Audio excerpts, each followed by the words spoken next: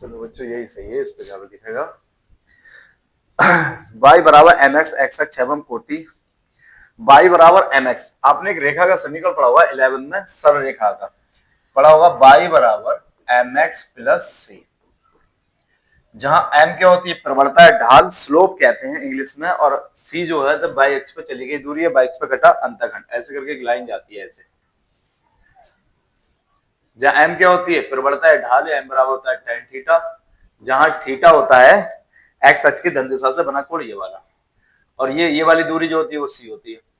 अगर ये रेखा मूल बिंदु से जाए, इससे ओरिजिन पॉइंट से जाती है, अगर ओरिजिन पॉइंट से जाती है तो सी क्या हो जाएगा, जीरो, क्योंकि सी तो ये वाली डिस्टेंस है। अब ये डिस्टेंस यहाँ से जब यहाँ जा रहा है तो यहाँ बिंदु होता है 0,0, यानी y पे चली गई वैल्यू जीरो है। y पे चली गई वैल्यू कितनी है, जीरो। y पे चली गई वैल्यू जीरो। जब जीरो तो y सी की जगह जीरो लगाएंगे तो क्या आ जाएगा, एम एक्स प्लस जीरो, और जीरो प्लस एम एक्स क्या रहता है, एम एक्स। तो आपको ये बात पता लग गई कि अगर y बराबर एम एक्स दिया तो ये लाइन कहां से जा रही होगी, ओरिजिन पॉइंट से, यानी मूल बिंदु से जा रही होगी। कहां से जाएगी, मूल बिंदु से। चलिए आइए करते हैं क्वेश्चन। एक डायग्राम बनाते हैं।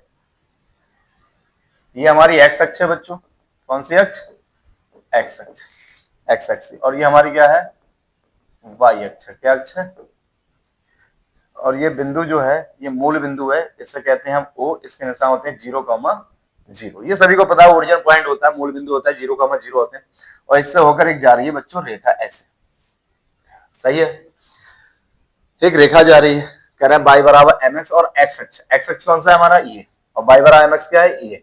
कह रहे हैं कोटि x बराबर 2, x बराबर 2 ले लेते हैं। मान लो x बराबर 1 यहाँ पर है और x बराबर 2 यहाँ है, लगभग लगभग एक लाइन यहाँ से ऐसे चली जाएगी, x बराबर 2, ये हो गई x बराबर 2 है, और यहाँ पर क्या है, x बराबर 0 है क्योंकि मूल बिंदु। कह रहे हैं x बराबर 2 के बीच का क्षेत्रफल, ये वाला क्षेत्रफल बताना है हमें। कौन सा बताना है, ये क्षेत्रफल बताना है बच्चों।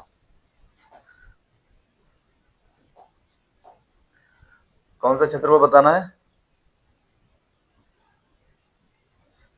ये वाला, ये क्षेत्रफल बताना है।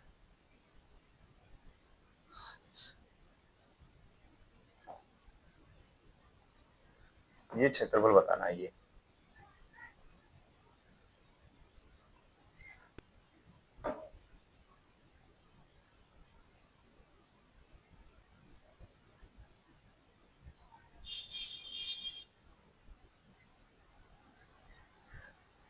ये जो घिरा हुआ क्षेत्रफल है ये बताना है। इसे नाम चाहो तो दे सकते हो, इसे ओ दे दो, इसे क्या दे दो, ए, इसे दे दो बी, ये आपकी मर्जी है, मर्जी है तो देना, नाम बदल देना। अभी इस क्षेत्रफल लिख लो, ये लिख लो ओ, ओ A B O, O A B, और लौट के कहा आएंगे, ओ पे, ओ ए बी ओ द्वारा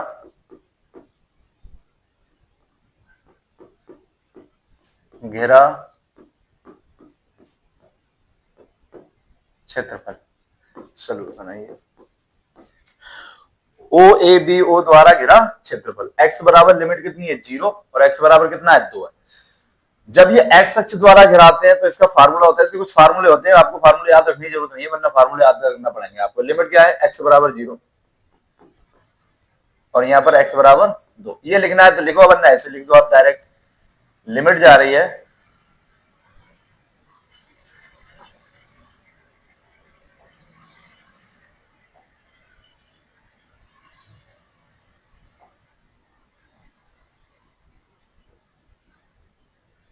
लिमिट है x बराबर 2 और x बराबर 0, x बराबर 0, x बराबर 2। जब लिमिट x की दी हो तो हम x के सापेक्ष करते हैं, x के सापेक्ष मतलब dx, फार्मूला है y। ये रूल है, अगर x के सापेक्ष करता हूं मैं तो यहाँ y dx आएगा, और अगर y के सापेक्ष करता हूं तो यहाँ x dy आएगा।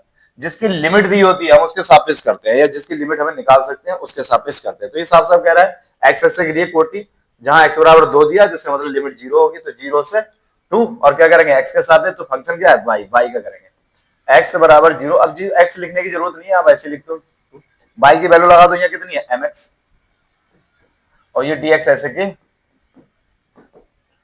m, हम कर रहे हैं एक्स के सापेक्ष, एक्स के सापेक्ष कर रहे हैं तो एक्स से मतलब है, एम से मतलब नहीं है, तो एम कहां जाएगा, बाहर, एम बाहर आएगा, लिमिट 0 से 2, क्या आया, एक्स dx।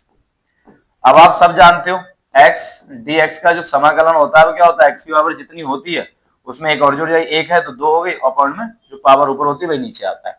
तो आपको समाकलन के फार्मूले आते हैं तो बहुत अच्छी बात है। इसका क्या होगा, एक्स स्क्वायर की पावर कितनी है, एक बटे दो, इसकी लिमिट क्या लगेगी, 0 से 2। इसमें प्लस सी नहीं आता क्योंकि ये निश्चित समाकलन है, डेफिनेटली इंटीग्रेशन है, तो इसलिए इसमें प्लस सी वगैरह नहीं आता है, कांस्टेंट एम ऐसी।